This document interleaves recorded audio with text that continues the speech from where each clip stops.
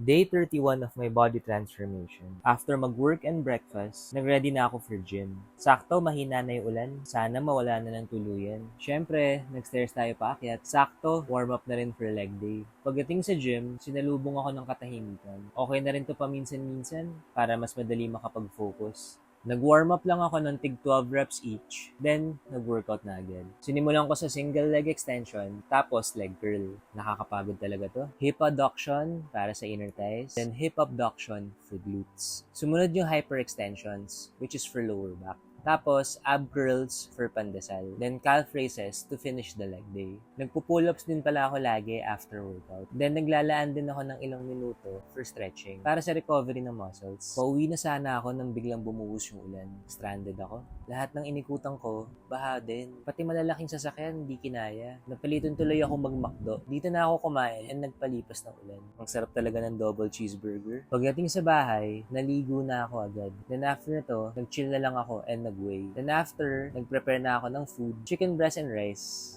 Pero this time, nag-add ako ng veggies para mas healthy and dagdag volume na din. Sa totoo lang, ayoko talaga ang ulan. Pero perwisyo man siya, parte pa din siya ng buhay natin. Without it, hindi tayo mag-grow. Stay safe everyone. Yan na muna ngayon. Bukas ulit.